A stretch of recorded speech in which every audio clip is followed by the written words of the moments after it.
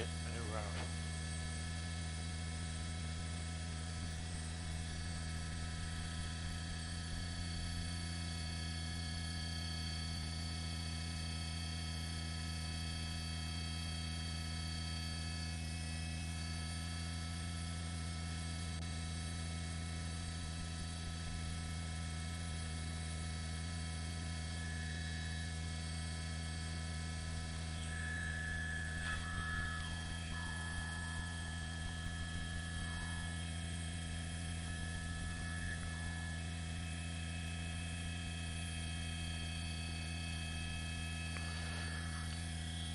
We're coming up on a 60, right? 605 and a 60 coming up on it.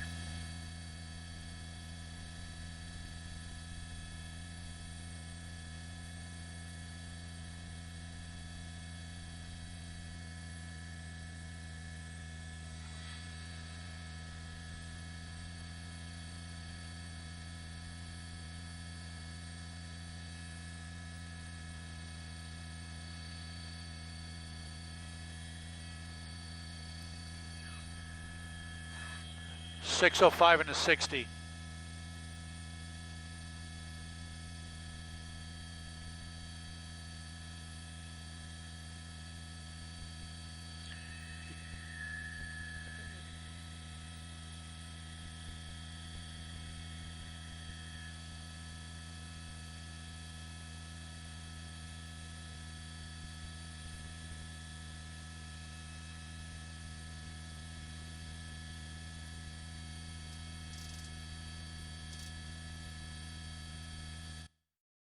All right, everyone. So as you can hear, there is somebody in Sky Fox there, our sister station, Fox 11 Los Angeles, providing us these live aerials. I do want to let you know some information that I got from an employee over at our sister station.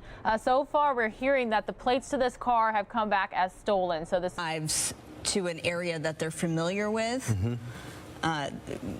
We haven't seen circling back yet to get back to the Carson area as we make our way now eastbound 10 in West Covina. Like I said, it's just a straight shot now. First northbound on the 605 and now eastbound on the 10 freeway, and looks like the traffic was moderate and now almost light on a Friday, which is always so surprising to me. Right. But eastbound 10 freeway there on the HOV lane, speeds anywhere from 50 to 70 miles per hour. At last report was eastbound on the 10 passing Francisquito Avenue in that West Covina, Baldwin Park area. Now we are in the West Covina area, so it continues to move eastbound on the 10 freeway. Shortly we'll get up to the 57 freeway, and if he keeps going, then he or she keeps going, then we're looking at the Inland Empire here. So doesn't seem to be slowing down at all. Eastbound 10 freeway now at Pacific is where they are right now. All right, so we're just cruising along here, following this latest pursuit.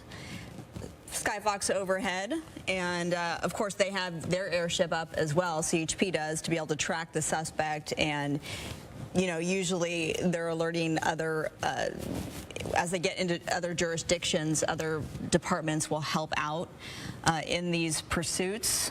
It's nice that it's not an erratic, wild, not putting.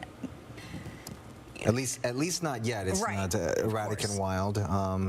They are always dangerous, of course. We're looking at now the eastbound 10 freeway at West Covina Parkway, and again, open roads here, just about, which is always surprising to me at this hour, even on a Friday, that we're not looking at more traffic here. But people on the roadway there seem to be doing the right thing. They're pulling over to the right and giving this person a clear path forward. Airship overhead as this driver of what is believed to be a stolen vehicle continues to push forward. It's been going on for some time now on the 605 freeway, and now onto the 10 freeway in the eastbound direction through the city of West Covina. One person at last report was inside, but really unclear whether or not we're looking at more people inside because of the dark tinted windows that are covering the windows of this vehicle. A little bit of a slowdown here because of traffic, it looks like. Which isn't a surprise. It's a surprise when there isn't traffic in our area. Okay, so eastbound 10, West Covina, this all started in Carson. They ran the plates back on this, as Bob mentioned, and it came back as stolen. Said to be a four-door Honda Civic. At last report, with one person inside. We picked it up in the Norwalk area. It's gone through Whittier and Baldwin Park, now in West Covina here. The 10 freeway now at Sunset was the last report, so it still continues to move in that eastbound direction, and no signs whatsoever that this driver is slowing down or stopping, just continues to move forward. Very often when you have pursuits like this, the driver inside, perhaps there's some sort of communication with people inside, with someone that the person knows, or even with police officers, and at this point, no sign that this person is communicating whatsoever, and no motions from inside the vehicle, even though we see the driver inside, the windows cracked open, and we don't see any sign that this person inside is making any signals or trying to communicate at all with officers. Just continues on this track forward in the eastbound direction on the 10 freeway. We just saw an airship go below Skyfox there. It looks like traffic is bunching up ever so slightly here, eastbound 10 West Covina at this point, with at least, I think at last count, there was 4 or 5 black and whites behind.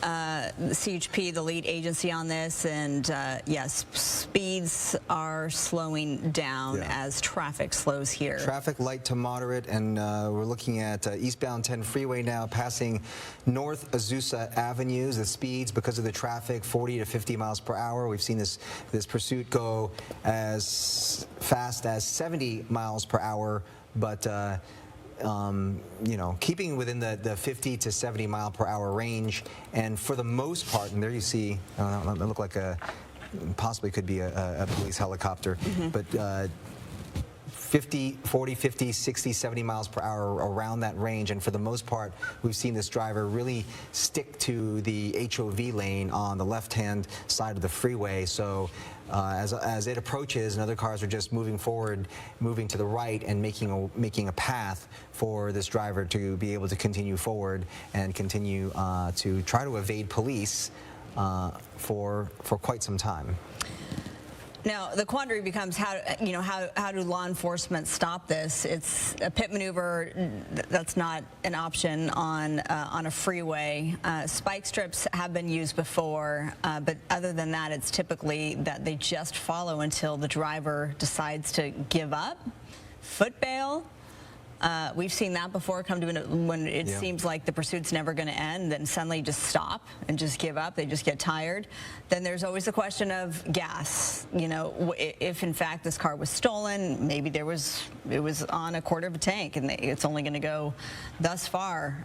So there are plenty of factors when it comes to pursuing these suspects and covering these police pursuits. Yeah, I mean, at this point, because as long as we've been covering these pursuits, they're often seemingly a lot more dangerous than this, based on the actions of the driver. If this driver continues to stay on the HOV lane and just continues on this path, 70 miles an hour below, most cars are going typically on those freeways that speed or even faster than that sometimes, blowing the speed limit. But it's even safer for these officers just to stay back, maintain the distance, and wait and see what kind of a move that this driver may take, or just let the gas run out. That's happened in the past before too. But this right now the strategy is just to keep following and watching. At last report, the eastbound 10 freeway passing Grant. He's going to make a transition to the 15. We'll have to see what happens here, but you know, up ahead. Looking up ahead up at Milliken, looks like there was a small collision and everything's off to the right shoulder, but it just kind of slowed things down overall. But you can see it's moved over to the right shoulder. It doesn't look like the carpool lane was slowing down, but we're starting to get there's a unit off to the side there. I don't know, see if he's going to pop out with some stop 6. No. Okay. So that was looked like it was an Ontario PD unit that was just standing by on the freeway there.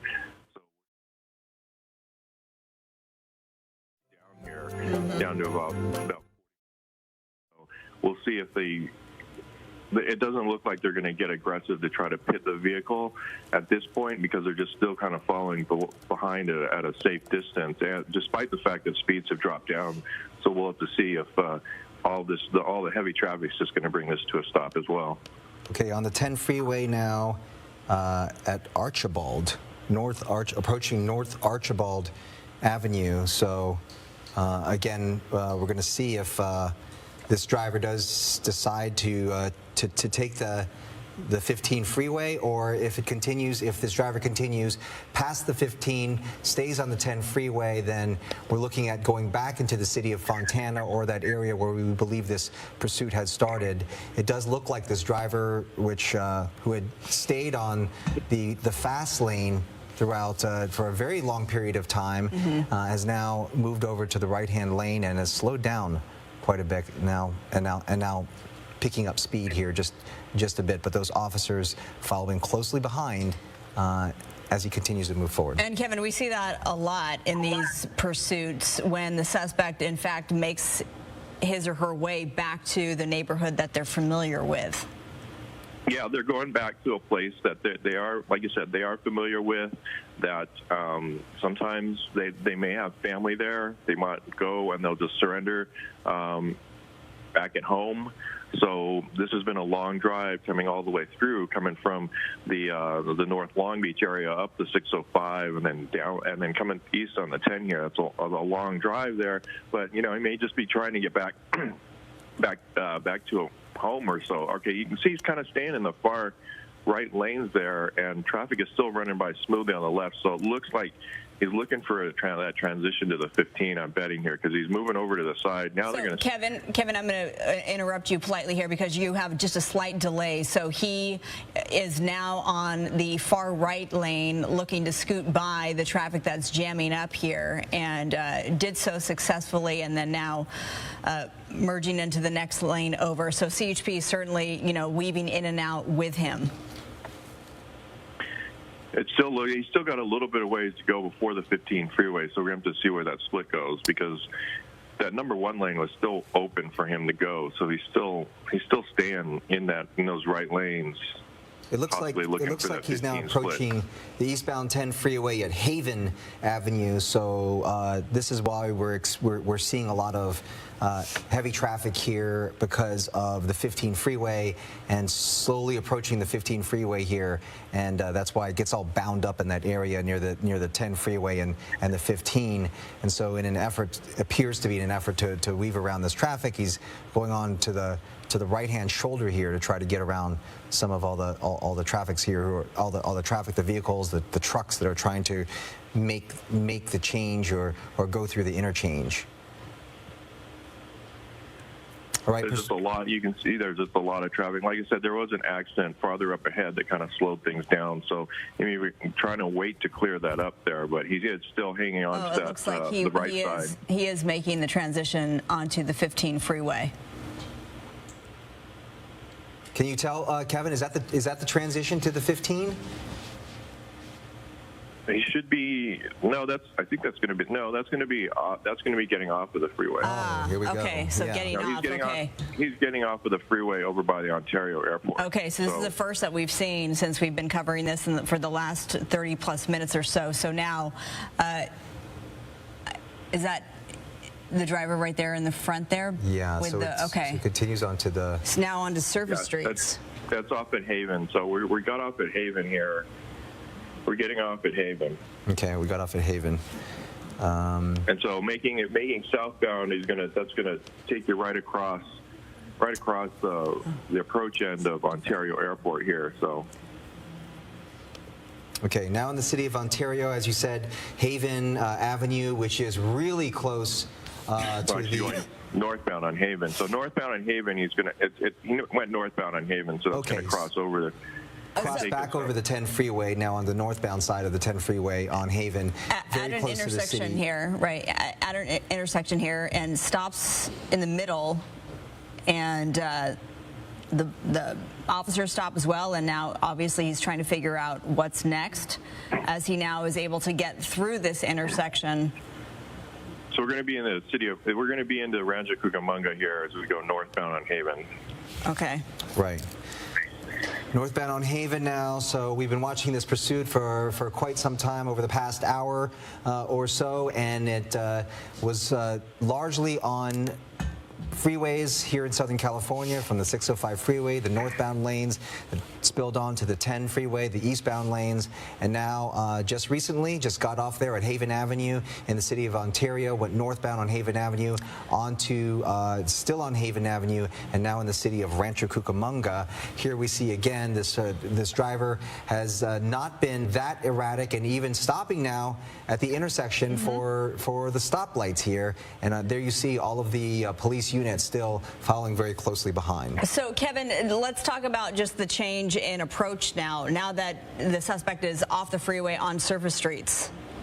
You know, since a lot of the surface streets in Rancho Cucamonga are still like 4 lanes, so spike strips are still probably not in the mix of it here. But the way that he's driving, following the street lights, and they may, if he makes a turn, if he comes to an intersection where it looks like he makes a turn, the pit has probably been authorized at this point, because they'll bring it to a stop in that manner. So if he comes to an intersection where it looks like he's going to make a right or left-hand turn and the speeds stay slow as they have been through all of this, then the lead unit will come up and they'll pit this vehicle, because the speeds have not been high. Like you said, we watched it go down the 10 freeway here at normal speeds, about 65, 70 miles an hour.